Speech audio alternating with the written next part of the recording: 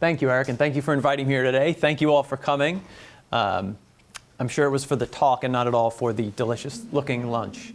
So I've known Eric for probably 6 or 7 years at least. We met at one of these conferences, and I think one of the many reasons why we have continued to talk over the years is there are so many parallels between the way that Yale thinks about online education and the way you all think about online education here at the University of Rochester. It even goes beyond that. When you look at the institutions, they are so similar. I think one of the most important characteristics for both of our institutions is that there is such an emphasis on the residential experience.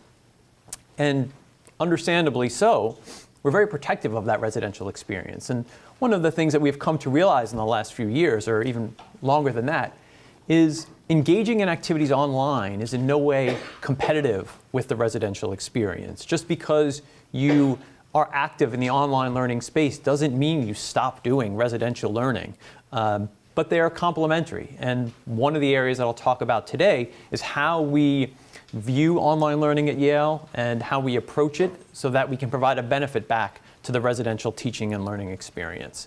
I'll go through a bunch of slides and we'll talk through it, and there's time for questions at the end of it, but please just raise your hand and interrupt at any point during the presentation if you want to stop on a particular point, if you want to ask questions and maybe dive into the details on something as we're going along. Please don't hesitate from interrupting.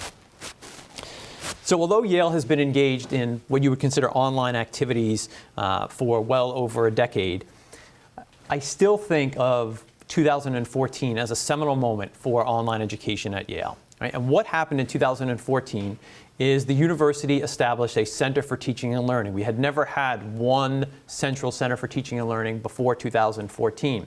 And as part of that announcement, the online education activities were folded into the Center for Teaching and Learning. For me, that was validation of the activities that we had been engaged in. This was one of the first directives of our new president, Peter Salovey, who was inaugurated in 2013. And he himself is an award-winning faculty member for years at Yale. And one of his goals, which I'll talk about in a moment, his top goal was to focus on teaching and learning at Yale, specifically at the undergraduate level. So creating the Center for Teaching and Learning was a direct outcome of that. And for him to say, and for the rest of leadership to say, we're going to establish this center. We are going to appoint the university's first deputy provost for teaching and learning. And as part of that, we are going to include the online learning activities in the center, really showed that what we were doing was no longer on the fringes of education at Yale, but many considered it core to the teaching and learning experience moving ahead. That it was not competitive, but collaborative and complementary, as I had said. And really from that point forward, we work across the center with our partners who are engaged in teaching activities that have nothing to do with online, but yet are about good teaching, are about student support. We're working with them constantly. So 2014 was certainly an important moment when we think about online education at Yale. And we were fortunate enough to have a successful history before then. A large part of that, and I'm certain the same thing would go for the University of Rochester and many others, is that we had the support of leadership. President Rick Levin was at Yale for 20 years. He really believed in the future of online education and technology-enhanced education. His right hand, Linda Lorimer, vice president of the university, was personally responsible for launching many of these activities. So there was support at the highest levels of leadership, as I say, since 2007 and beyond, which allowed us to get to that point in 2014. So what I'd like to do is just take a moment as well to try to set the stage for what we consider online learning at Yale and look at the team and the infrastructure behind it. So as I said, we are part of the university's Center for Teaching and Learning.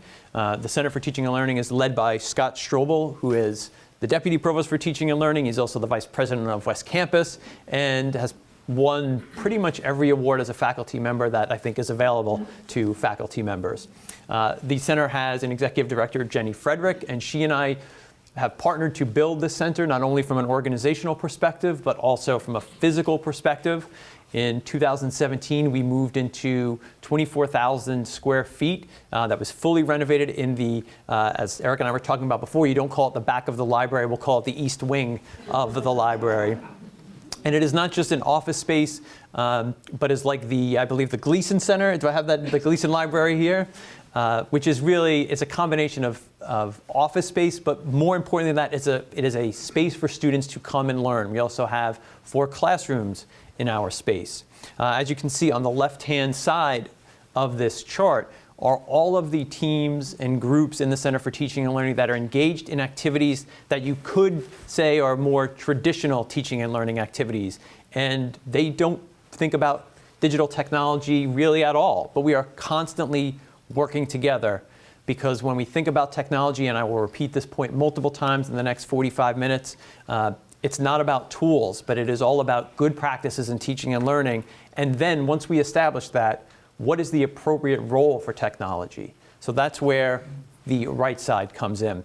Now, I could spend the next hour and much longer than that talking about the incredible programs that my colleagues in the Center for Teaching and Learning run that have nothing to do with digital technology, but for the purposes of this talk, for obvious reasons, I'm going to focus only on our online initiatives.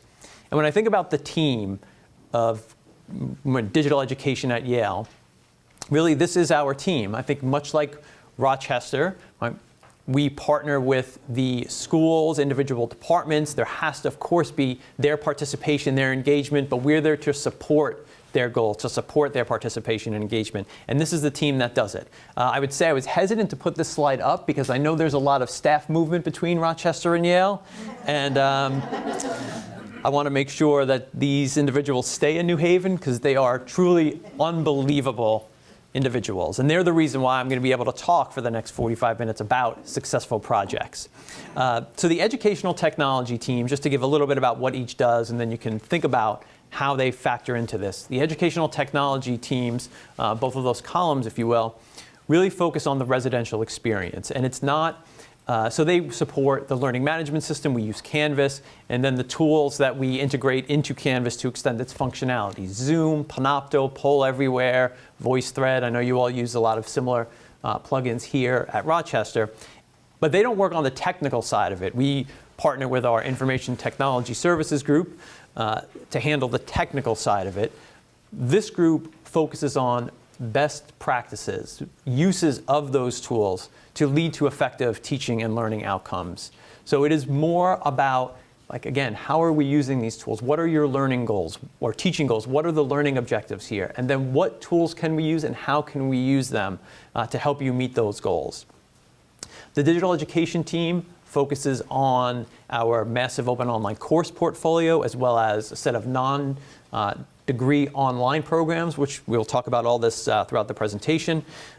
As Eric mentioned, I also oversee the broadcast and media studio. This group does a lot of work for teaching and learning, so they will be the ones that produce the media behind our massive open online courses and all of our other courses.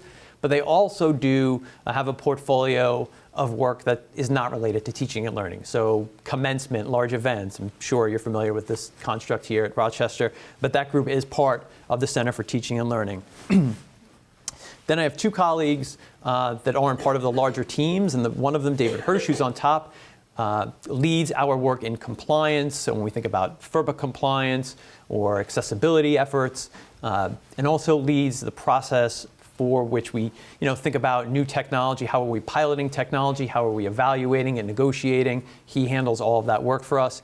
And then we're fortunate to have a creative producer who makes such an impact, but I think the best way I can describe it is Tom's ability to connect with faculty members and then translate what they are teaching into the online context through video and other media is just, I've never seen anything like it. And the feedback that he receives from faculty is among the warmest comments that I've received continually about any of the employees. So as I said, just a terrific group of people.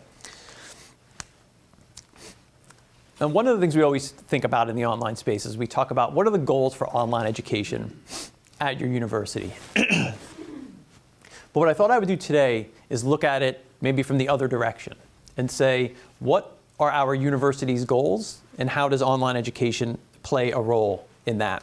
So as I said, Peter Salovey, our current president, was inaugurated in 2013. When he was inaugurated, he established 7 goals. You don't need to read all of these because there are really only 4 that are important, which we're going to talk about a lot. And this is something that my colleagues and I are so excited by, that when we look at these goals, and these are, again, university aspirations, there are 4 of them that we feel online education can play a direct role in helping us achieve. So I'd like to look at these 4 goals, and I'll give examples as to how we are currently helping the university achieve each of these.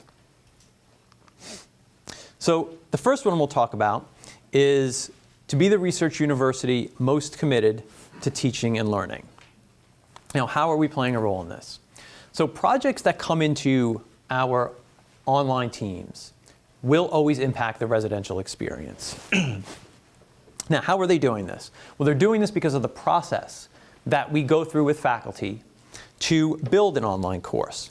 Again, it's not about the tool, but it is about what do you want to accomplish? What do you want the students to know? How will they obtain this information? How are we assessing the students? This is never the case where we say to a faculty member, hey, we have a Zoom license, so you should probably use that. What we're talking to the faculty about is each individual learning module. And then we'll say, is there a role for synchronous conversation here? And if so, we have a tool that can enable that, can facilitate it. Because we've used other tools for synchronous conversation, I'm not going to mention names, and they've been terrible. Right? I know you all use Zoom here at Rochester. It has really made that idea of synchronous discussion, of engagement with fellow students and the faculty member for online courses seamless and easy. So you don't have to think about the technology, but you're spending your time thinking about how do I structure and program this conversation with my students online. So what we're doing with the faculty is we're engaging in backward design, right? We're starting at the end, talking about what it is you want to accomplish on the large level, and then how are we going to get to that goal. At the end of that, you're essentially working with the faculty member to rebuild or reimagine their entire course piece by piece. So although a faculty member may come into us and say, I want to build a MOOC, at the end of it, what we've done is worked with them to think about teaching in an entirely different way, to think about connecting with students, to think about sharing information. So I'm going to pull up a quote. I have a couple of these that I think will just certainly make the point much better than I can. So Dr. Alan Kasdan is a faculty member in the psychology department. He offers his course, Everyday Parenting, on the Coursera platform, and he was awarded the 2018 Learner's First Award by Coursera for the strategies we used during the design phase of his course to make his course as accessible and relatable to learners as possible. Now, as you can imagine, we are enormously grateful to Dr. Kasdan for offering this course on the platform, and we're unbelievably proud of this award. But when I think about it, part of what makes this so special is that we know it's reaching tens of thousands of people through the platform, but it's going to impact students who never take his course on the platform, who may engage with Dr. Kasdan in person in other courses in other ways. Because as we can see from this quote, it really affected him in ways far beyond the MOOC. And I can tell you that I have had a version of this conversation with other faculty members since I've started at Yale, to say, wow, that really changed my perspective. Thank you for taking the time. So as long as you are engaging with faculty and asking that question of, what is it that you want to accomplish, and then how does technology help, as opposed to saying, we have technology, how are you going to use it? I think you can always meet that objective in some fashion of impacting the residential learning experience in a positive way. As I was going through the team earlier, I mentioned we have the educational technology team that oversees Canvas and some of the other tools. So when we think about how does that team impact residential teaching and learning, there are 2 things that I want to talk about. So for one, it gives our team an opportunity to meet with faculty and engage with faculty and have conversations with them that they might not otherwise have. I mean, here I have some statistics of engagements we had with faculty for fall 2017 as we were going through our transition with Canvas. I mean, to me, this is an enormous set of opportunities to talk with faculty about teaching, about what it is they want to use this platform for, what materials are they sharing, what are the new functionalities that Canvas offers that they may not have thought of using until that one-on-one consultation. So again, it gives us this opportunity to connect with faculty in a way we might not have had otherwise. But I'll give a specific way. When looking at the course evaluation data from last year for residential courses, one of the things that we noticed is the strongest predictor of whether or not a course would receive a high overall rating wasn't what we typically think, which is high grades, but it was whether or not a student also rated the course as well organized. And in this context, well organized meant that the structure was clearly communicated, that the assignments were clearly communicated so students knew what was expected of them, that they didn't have to guess and work through what it is they had to learn. They could just focus on the learning. So when you think about those characteristics, those are elements that having a well-designed and structured course site on Canvas can actually help with. So I'm not going to say, I won't be so bold as to say that having an effective, well-designed course on Canvas will get you higher course ratings, but it is certainly something that we can look at the data and say may factor into it. If you don't mind a question for you, I'm just Definitely. hoping a response to these two bundled questions. Yes. Put it in context for me. One that I wrote down, how has Yale gone about recruiting or providing incentives for faculty to transform practice into the digital realm? And you're starting to take us there, which is really great. Whether this is hybrid blended for residential students or fully online for graduate students or other audiences. And I'm wondering if somehow that fit together with a strategy. Did you have something else before Canvas? And did you use Canvas strategically to develop those conversations with faculty, or were there other reasons why you chose Canvas? Right. So it's a lot of questions in there. Yeah. You said you were going to lead me to one, but that led me to about 7. So let's start from the top.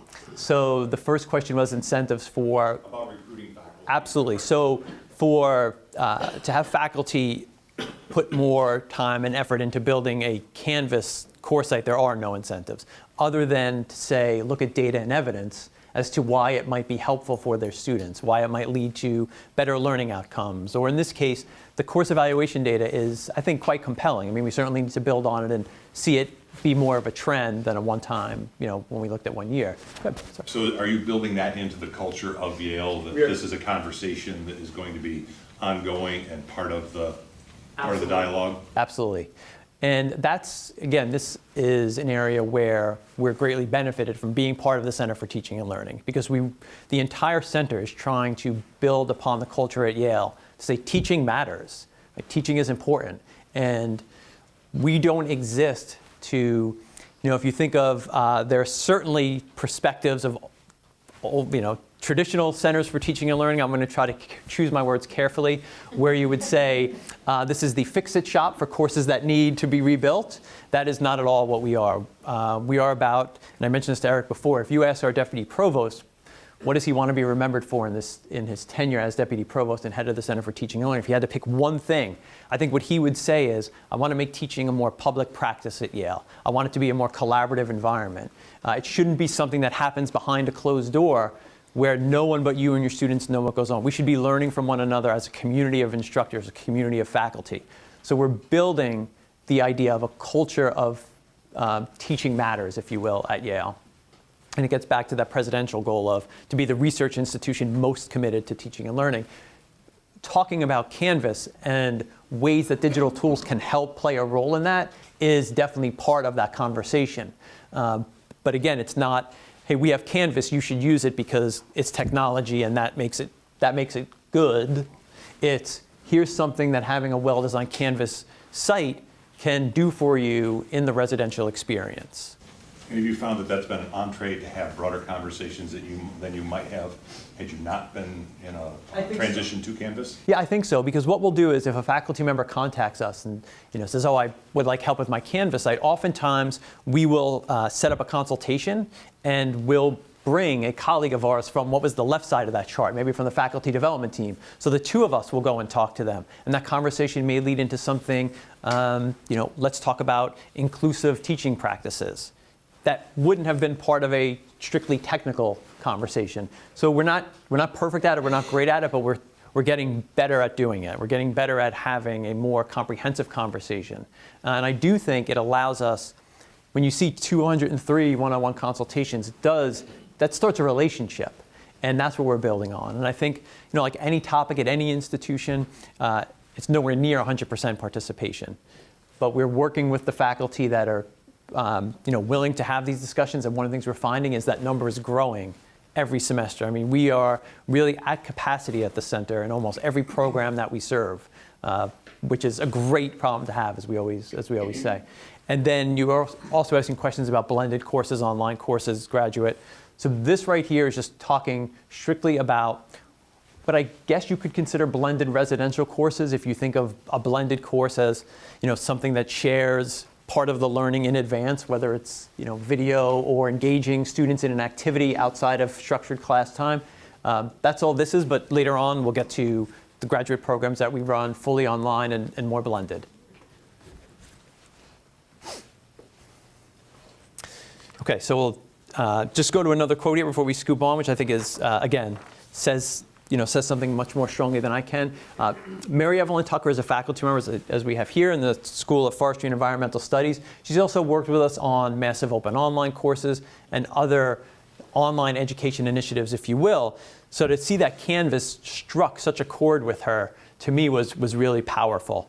This is, well-respected faculty member who's been at the school for quite some time to say, this led to the most engaging classes that I can remember. This is the type of comment that we're hoping to get with those conversations, as you talked about.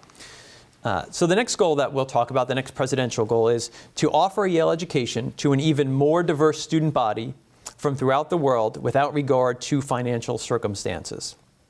Now, what's not stated in that goal explicitly, but I don't think needs to be, is that it's not just offering an education, but it's offering a successful educational experience.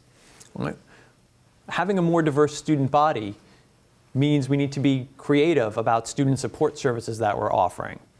So I'm going to provide two examples where online education has played a significant role because it's perfectly suited to help in this area. Right? One of the many benefits of online learning is that a student doesn't need to be physically on your campus to learn. You can shift time and place. So the two examples I'm going to show are, you'll see they're very different, but what they have in common is they engaged with students the summer before they arrived in New Haven so that they would be better prepared when they arrived. So as Yale College attracts a more diverse student body every year, one of the things we're seeing with students as they arrive in New Haven is that they need to strengthen their math knowledge to be better prepared for the rigors of their first year sort of quantitative studies at Yale. So we created a program, an online program called Online Experiences for Yale Scholars, which is known as ONEXUS. We've officially run out of acronyms. And in the ONEXUS program, students can access instructional video content. They engage in real-time discussions with fellow students, real-time discussions with upperclassmen at Yale who serve as mentors and coaches in the program. They access, as you can imagine, quizzes, assessments, discussion forums. There is content not only on mathematical instruction, but also social content and how to transition into life at Yale as a student. Now, many of the quantitative concepts and skills that are taught in ONEXUS are drawn directly from Yale's introductory math courses, and they're utilized across disciplines in Yale's curriculum, ranging from economics to chemistry to computer science. Now, I should say students do not receive official Yale College credit for enrolling in ONEXUS. 2018, the summer of 2018, was our fifth version of this program. 143 students enrolled after being recommended by the Office of Admissions. Our Office of Institutional Research is currently working on looking at the data to understand the long-term impact enrolling in ONEXUS and completing ONEXUS has on a student's academic experience at Yale. But what we do know today is that students are learning while they're in the program, and it would be reasonable to believe that it is equipping them or having them better equipped once they arrive on campus. So one piece of data that I'll point to that shows us this is in the program, students take a pre and a post test, and this is all done through the ALEX platform. One of the things with the pre-test, after we get the results, is students are then divided into 3 tracks, and the tracks are based on ability, and depending on what track they're in, we give different content. If we look across all 3 of those tracks, so in this past summer, all 143 students, looking at pre-test to post-test, students had an absolute growth of 13.96% from learning gains and normalized learning gains of almost 40%. if we look just at the students in the lowest track, those students had an absolute learning gain of 40% and a normalized learning gain of 61%. And in this context, just so that everyone knows how we're using it, when we think of absolute learning gain, it is how much they learned, and normalized is how much of the unknown information did they learn over the span of time. What I don't have here, but I probably should have put up here, is if you chart this out, if you look at where students scored in the pretest and where they end up in the post-test, after the pretest they are, and as I say, we divide them into 3 groups, and there is a lot of space between the scores in these 3 groups. By the end of it, the group at the bottom rung essentially catches up to the second one, and you're looking at really 2 groups. So again, when you look at that data, we need to see the long-term impact of this program, but we do feel confident that when those students arrive on campus at the end of August, they are better equipped for their math courses than they would have been had they not taken this course. For our School of Divinity, when we think about a more diverse student body, it means something very different. What they're seeing is an increase in students who are arriving in their program that were not religious studies majors. So they are coming in with very different backgrounds from an academic perspective. And what that means for the faculty and the leadership at the School of Divinity is that they can no longer be confident that every student is coming in with the same understanding of the foundational texts that they will need to talk about almost as soon as they arrive on campus. So they found that there were a couple of years where they were spending a little bit more time than they wanted to in reviewing these texts that in years past they didn't need to. They also found out that some students didn't have the same understanding of what a critical reading of a religious text was. So there were these concepts that weren't going to be part of a 4-credit course, but were absolutely necessary for the students to succeed once they arrived on campus. So to help the school with this, we worked with 6 faculty members to develop an online course, again, non-credit, that students were invited to take the summer before they arrived at Yale. And in this case, we invited all incoming students, not just a select number. These 6 faculty members each created 1 module in this course. And a module consisted of approximately 1 hour of lecture video, as well as readings and then discussion prompts for the students to engage in on their own. One difference with this program is there was a continuation of the groups once they arrived on campus. So when students arrived on campus, the school selected several peer leaders, were students who were in their second and beyond years at the school, who led a small number of discussions and kept these cohorts together, so there was the in-person connection as well. Now this is a challenging program to evaluate because there was no assessment at the end of it. Yes? So these open access courses, they're not mandatory. Correct. And are they framed, like, is there a message that goes to students that says something scary, like, if you don't do this, you might be in trouble with your course, or are there any words of suggestion to get them to do it? Yeah, so there are words of suggestion, and I would have to, I don't know the official letter that goes out, but it is not mandatory. So the students who are recommended for the program, it is not a requirement of admission. It is to say, we have this program, and we think it would be helpful to you as you prepare to arrive on campus for your math courses. And we've seen participation has increased each year. So we've also have changed the design elements of part of the course so that we could take on more students because it has been successful, but it's not a requirement. We try not to be scared. From what I know, there is no scary language to say if you don't take this, you're going to have a short stay in New Haven. Nothing like that. Nothing like that. Aptitude test at the beginning of open access so the student can see whether they really need to take it or maybe they're already up to snuff. Yeah. Well, it would be that pre-test that they take on the ALEX platform. And I think, and I would just need to talk with the faculty leaders of it, whether or not there's been a case where a student has scored so high on the pre-test that they have then gone to that student and said, you probably don't need this because you scored so highly. So, but that was a discussion, it's a great question. It was a discussion early on, like whether or not it would ever be a requirement for some students, and it is not still to this day. Same thing with this program at the Divinity School, Diving into Divinity. It is certainly not a requirement, but again, it's framed as this could be very helpful when you arrive on campus. As I said, this is a hard program to assess because it's also not directly connected to any 4-credit core, single one, where you could say these students scored higher in this course because they took this program. So the data we have on this is all self-reported from the students and really about their confidence level and how did you feel when you arrived on campus, and did you feel more prepared when you were given that first assignment list or when you completed that first critical reading. And the data we have, again, it's self-reported, all indicates that it does give students a sense of confidence. So it's a program we've continued with now for, I believe we just finished the 3rd year of this program. The next goal that we'll talk about, so just to read the full goal, to stand unsurpassed in the humanities and arts scholarship, teaching and practice, providing a liberal education to undergraduates, promoting enlightened scholarship among doctoral candidates, and preparing other graduate students for professional careers. And I'm going to focus on that final part of the goal for this idea of preparing other graduate students for professional careers. Here's an area where, again, I think just like Rochester, we will work with deans of schools to talk about their mission, their goals, their long-term strategic plan, and then investigate whether there is a role for online education or online learning to help them fill that mission. Now, as I'm sure you know, having so many different professional schools here, that never really looks the same from one school to the other. So our programs are adaptable. We don't go into a school and say, oh, so you want to do online education?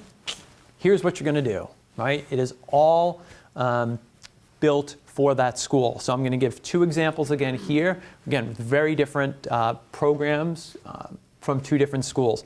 So the first is really what I would consider perhaps our most ambitious one, and this is our physician assistant online program through our School of Medicine.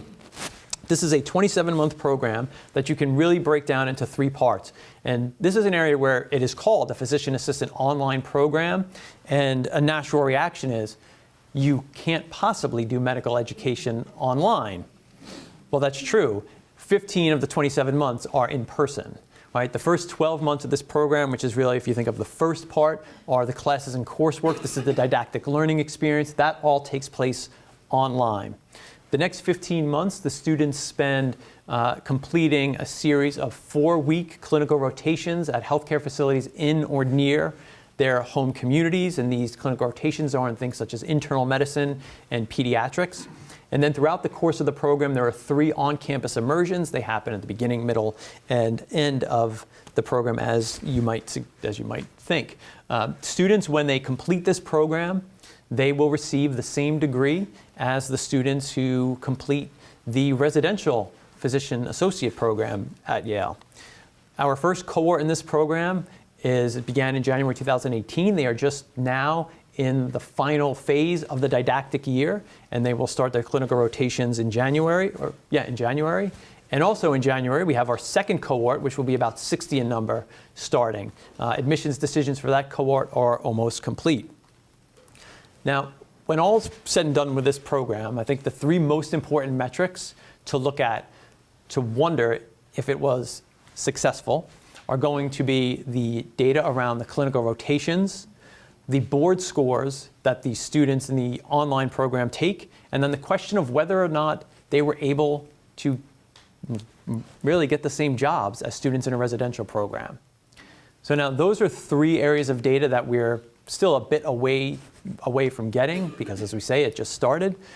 So I can't point to those factors and say it's successful and here's why, but ultimately that is what we're focused on. But if we look at now, what I can tell you is the data that we have available to us, grades of the students so far in the didactic year. Again, self-reported evaluations after each course from the students, talking with the faculty. That is all largely positive. So I'll give 2 examples of some of the data that we've gotten back from students.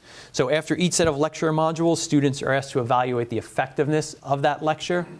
And of every lecture that has been rated, none has rated below 79% agree on a 1 to 5 Likert scale, saying they agree that it was effective toward their learning. And just that not one single lecture rated under there, I think is a pretty positive indicator.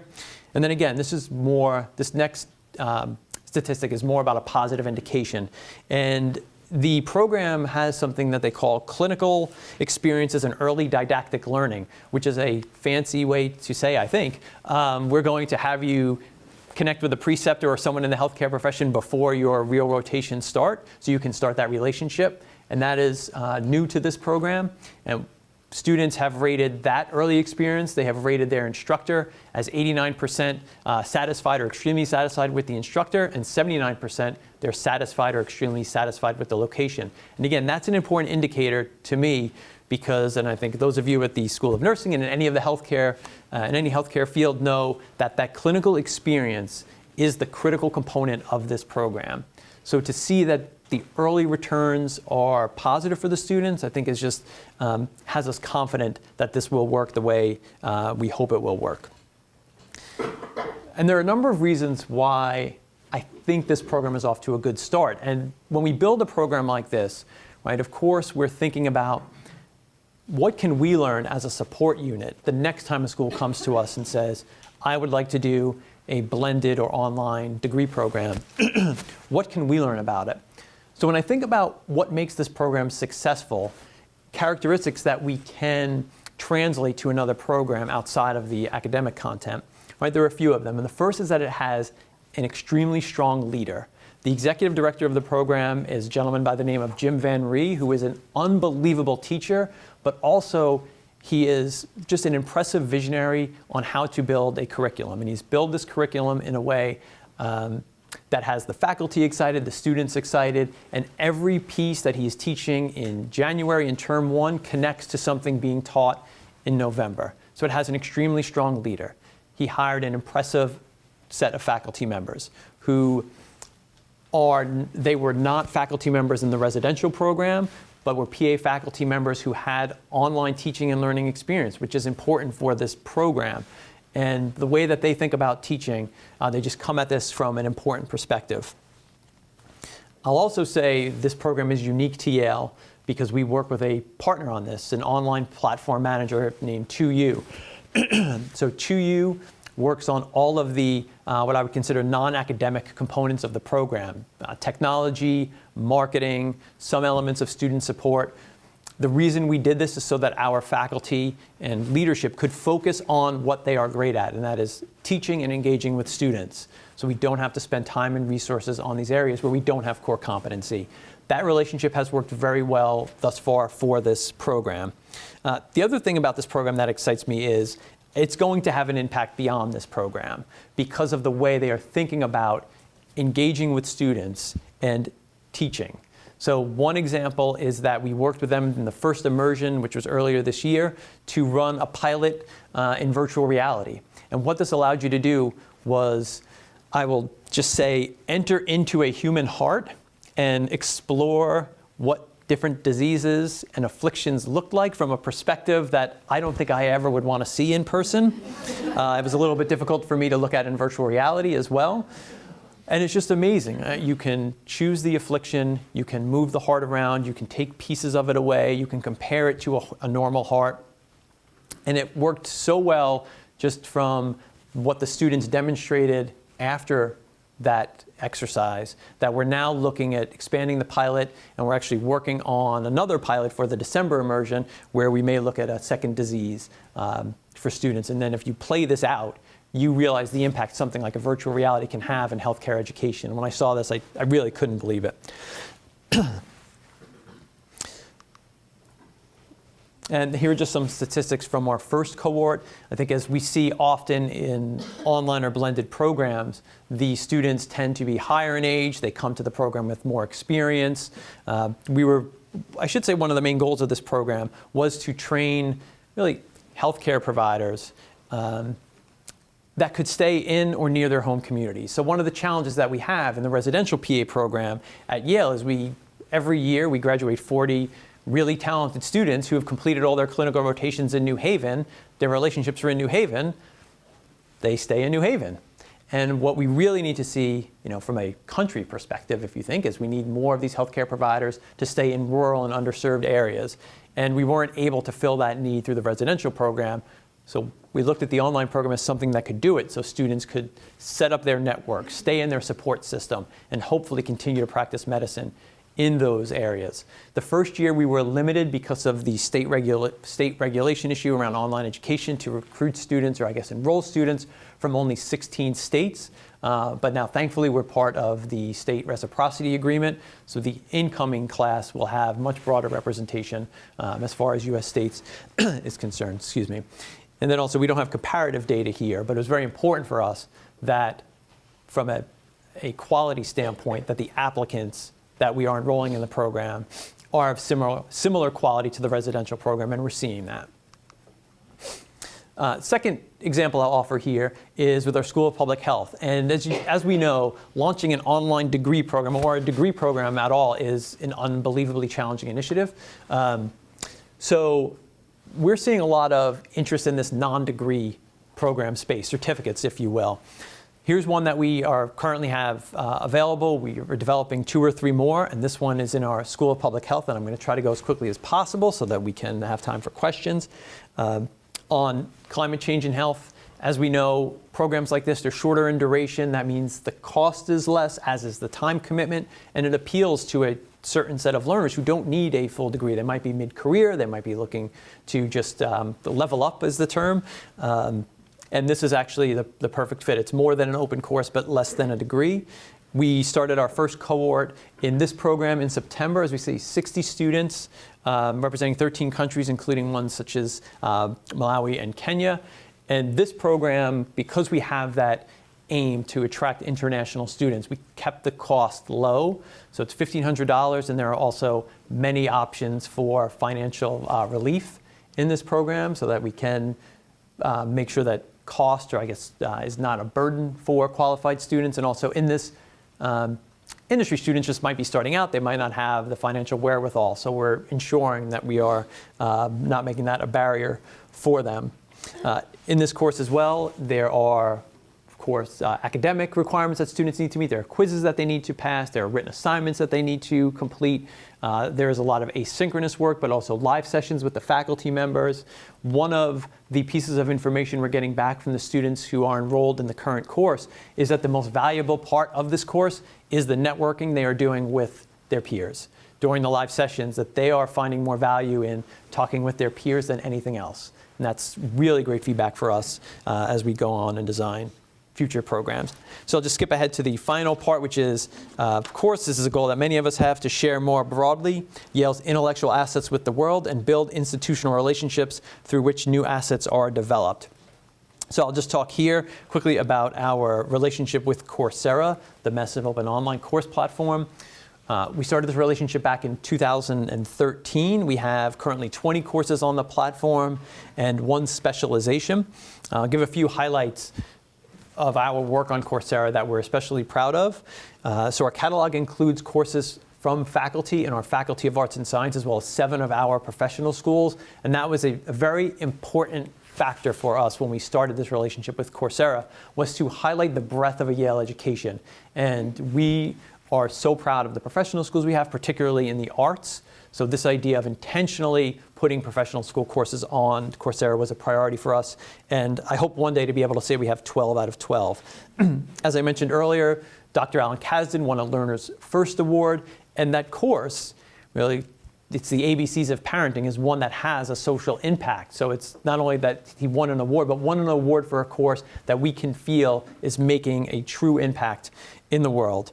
Bob Shiller, the 2013 Nobel Prize winner in economics, has had such a positive experience engaging on this platform that the summer of 2017, he went through the exhaustive exercise of completely redoing the course. For those of you that are familiar with courses on Coursera, you will sometimes update components of it, but he completely redid the entire course because he wanted to, 1, update his information, but also take learner feedback into account. Find out, what have we learned by being on this platform for a few years, and then let's incorporate that into the design of this next iteration. So we were overwhelmed that he was willing to take on that incredible amount of work. And then again, when we think about social impact, this is a reason why we use this platform. So we have a number of courses that fall into this category. So one of them, The Science of Well-Being with Dr. Laurie Santos. This was built while she was offering what is now known as the most popular course at Yale, and it continues to resonate that way in the online space. It has 200,000 learners in only 6 months and shows no signs of slowing down. And also Dr. Anish Chagpar's course, which is it's called The Introduction to Breast Cancer, and the goal of that course is to just provide more foundational information on a disease that affects so many people that we know and love. So you can only imagine the comments we receive back for that course. It just is overwhelming. When we think about the future with Coursera, a few fun projects that we're working on, Some things we know of Coursera through the Coursera data is if a student finishes that first module, then the likelihood that they will complete the course goes up, or at least stays somewhat steady. So we're going to create a series of videos to get students not to drop the course before the first module ends. So if you think we're just going to try to motivate them, and we're doing this, and we've worked with Dr. Santos to tie it into research that was done, essentially about language that you should use to normalize behavior. And the research is from a study in the Petrified Forest in Arizona, where they were having a problem with people hiking off trail and stealing wood, which is not something that would cross my mind if I were in the Petrified Forest. And the specific language you can use to have an impact to motivate people to different behaviors. So we're going to see if that changes anything with students dropping the course. So that will just be fun to find out. We're using the platform now. They have a number of functionalities around closed communities. So we're using those to set up courses specifically for our alumni. That's something we've heard from our alumni for years, is they would love to have, recreate those dinner hall conversations about the courses with one another. So we're doing that this year. And then we have a number of new courses coming on. Introduction to Psychology will launch this month. This is a non-traditional version of what is the most traditional college course, and Dr. Paul Bloom is teaching this one. And we're using an animated version of Paul to teach this one to be as accessible as possible to learners. And I think it's, from what I've seen so far, it is unbelievable. It's going to be, I think, wildly popular. And then we're also working on courses, Addiction and its Treatment, to talk about the knowledge gap and also the gap in treatment options. And then lastly, a course that we really want to call Your Facebook Friend is Wrong. But we're probably going to call something much more boring, like medical literacy. And essentially this is how do you look at a medical research study and go to the source and interpret the data for yourself, rather than relying on a third-party publication to tell you 4 out of 5 doctors said chew this gum. So in this day and age, you can see why this would be an incredibly important course. And then just quickly, we talk about looking ahead to what's next. I think making a stronger connection between what we know works, what are good practices for teaching and learning, and how do we adapt those to the online environment. And also looking at ways that we have taught effective online courses and trying to figure out what made that so. And let's continue to build on that. Making a small number of bets on experimental technology. I think, as I said, virtual reality in certain fields like healthcare, with our School of Forestry and Environmental Studies, I think it can really have an impact. And this idea of just being prepared for, built, hopefully encouraged by the success of our physician assistant online program, seeing other blended and online programs in the professional space, again, to meet our president's goal of preparing more graduate students for a professional career, and then continued expansion in this non-degree program space. Sorry, I did not leave that much time for questions.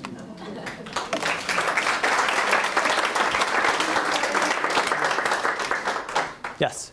Why do you feel that online learning won't reduce residential learning?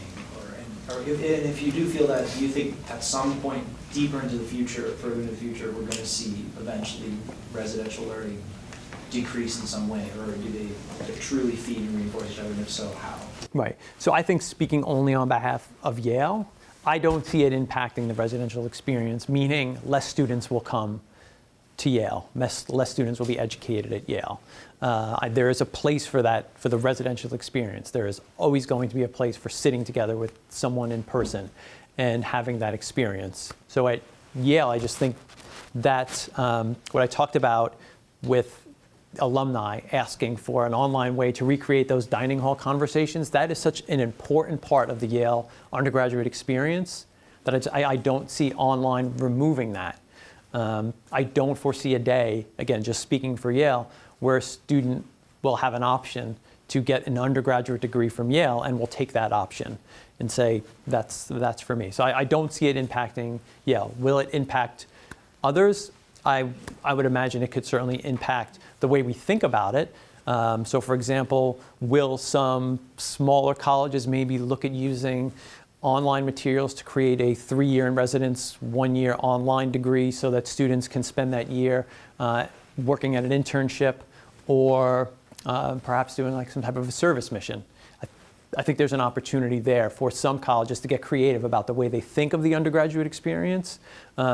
But I mean, even now, the typical undergraduate experience isn't go for 4 years and live somewhere in residence. That's a special case. I mean, we all know that that's what we all deal with every day. So for us, that's the reality we talk about. But if you move out broader, that's not the reality for most people.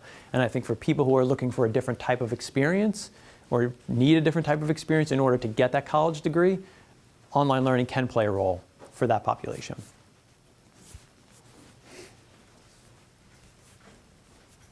Yes? My experience with Coursera and edX has not been nearly as strong as Shiller for discussion among peers. Right. You've had that experience, and are you doing anything with Coursera to try to address that? So that's always obviously a big topic of discussion, because one of the things that we have found out from this public health course is peer learning in these online courses is so important.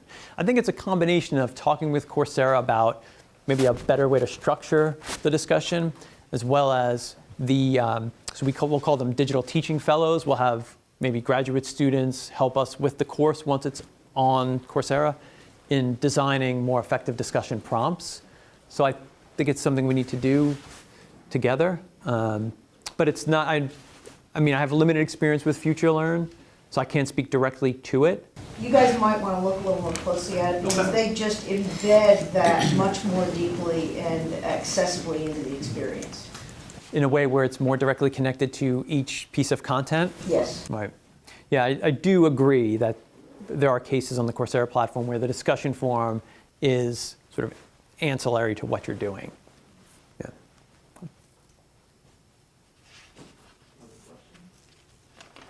Does this mean that I answered all the questions, or I just talked for too long? You said you mentioned we looked at that a while ago, and there was a part of it where we had to, they had rights to our content to use it other ways or something like that. I forget the details. Is that still a factor, or it doesn't matter? It is not. It is not.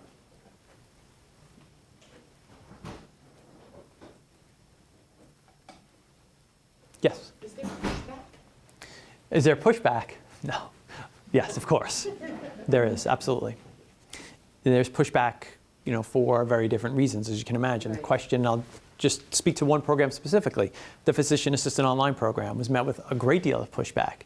And that pushback comes by way of graduates of the program who will say, what does this do to the degree that I earned? Does it devalue it because now more people have it? To the current students in the program saying, will you now divert resources that were going to the residential program to the online program? From the faculty who are in the residential program for the same thing. So there is certainly pushback. And it is something that we do our best to provide evidence to talk about the benefits of it. And we're obviously gaining more evidence with each passing day that there are elements that work. But there are also areas to the question of replacing the residential experience where this might not be a great fit.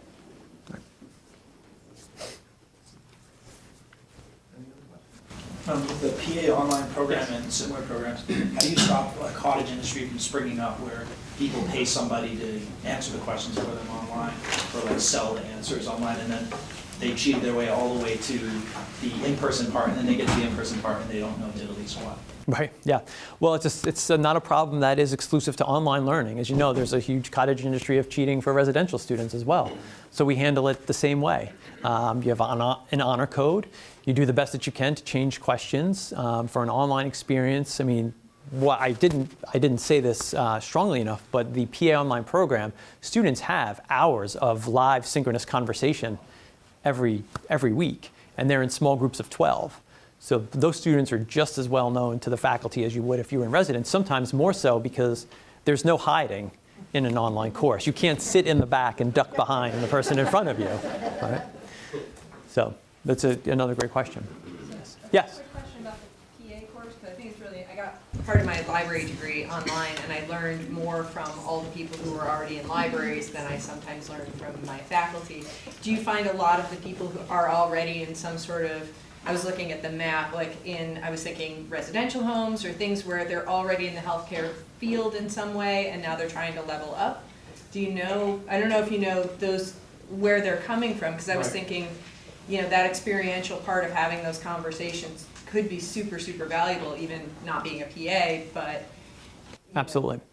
So I can get you the concrete data, but I do know there are a few students in the program who are EMTs and that line of work. Because I was thinking about that, like those conversations that I had online with people who are already in the muck of, because there's, like anything, like in nursing too, there's the curriculum and there's the hidden curriculum. And how do you answer for the board test? You answer what the curriculum says, but what you actually do is a very different thing in some cases, Right. just because of the nature of the beast, so. Yeah, I can follow up on that point. I also know we have a number of military veterans. I don't know specifically if any of them, their trainings in Very cool. healthcare. Yeah, no, I don't need the specifics. I was just wondering, yeah. Excellent. All right. Thank you all for coming. Thank you so much. Thank you.